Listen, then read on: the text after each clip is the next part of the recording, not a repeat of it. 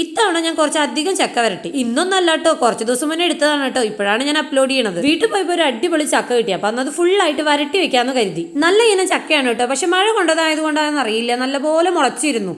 പൊതുവേ വന്നിട്ട് എനിക്ക് മുളച്ച ചക്ക അങ്ങനെ ഇഷ്ടമല്ല കഴിക്കാൻ. പക്ഷെ ഇത് വരട്ടാനായതുകൊണ്ട് ഞാൻ പിന്നെ അതെല്ലാം മൊത്തത്തിൽ അങ്ങോട്ട് വൃത്തിയാക്കി എടുത്തു. ചക്ക വെട്ടിയ ആദ്യത്തെ ചുള വന്നിട്ട് നമ്മൾ ഗണപതിക്ക് കൊടുക്കണം എന്നാണല്ലോ പറയുക. പക്ഷെ അതുകൊണ്ട് തന്നെ എന്റെ വയലിലേക്ക് പോയി ആദ്യത്തെ പീസ് എനിക്ക് കൂട്ടായിട്ട് എന്റെ മക്കളും ഉണ്ട് കേട്ടോ. രണ്ടുപേർക്കും ചക്ക എന്ന് പറഞ്ഞു കഴിഞ്ഞാൽ ഭയങ്കര ഇഷ്ടമാണ്. അതുകൊണ്ട് തന്നെ ഞാൻ എല്ലാ സീസണിലും ചക്ക കിട്ടാൻ വേണ്ടിയിട്ട് ഞാൻ വീടിനാ വേലി 2 നട്ടിട്ടുണ്ട് കേട്ടോ. അതിലുണ്ടായിട്ടുണ്ട്. അതിനിടയിൽ ഇതാ ഒരു ഈച്ച വന്നിട്ട് മുളഞ്ഞിലും പെട്ടു. എനിക്ക് ചെറുതായിട്ട് പുളി പിടിച്ച ചക്കയാണ് കേട്ടോ കഴിക്കാൻ ഇഷ്ടം. ചെറുപ്പത്തിലൊന്നും വരട്ടിയ ചക്കനോട് ഇഷ്ടമില്ലാത്ത എനിക്കിപ്പോൾ എന്താണെന്ന് അറിയില്ല, ഭയങ്കര ഇഷ്ടമാണ് കേട്ടോ ഇത് വരട്ടിയ ചക്ക. ചൂടോടെ വരട്ടിയിട്ട് കഴിക്കാനും അതുപോലെ അത് എടുത്ത് വെച്ച് അടണ്ടാക്കി കഴിക്കാനും ഇഷ്ടമാണ് കേട്ടോ.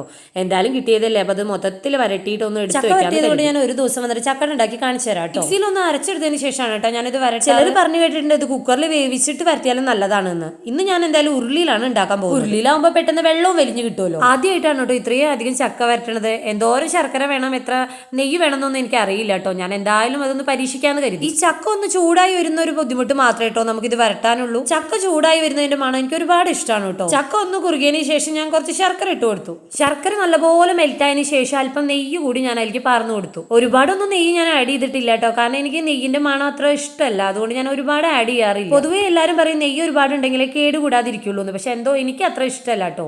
ഏകദേശം ഈ പരുവാകുമ്പോഴാണ് കേട്ടോ എനിക്ക് കഴിക്കാനിഷ്ടം, ചൂടോടെ കഴിക്കാനിഷ്ടം. പക്ഷെ നമ്മൾ ഒരുപാട് ചക്ക വരട്ടിയ കാരണം അത് എടുത്ത് വെക്കാൻ കേട് വന്നാലോ എന്ന് കരുതിയിട്ട് ഞാൻ ഒന്നും കൂടി ഡ്രൈ ആക്കി എടുത്തു കേട്ടോ. 2-3 ദിവസമായിട്ടോ ഞാൻ ഇത് ഡ്രൈ ചെയ്തെടുത്തത്.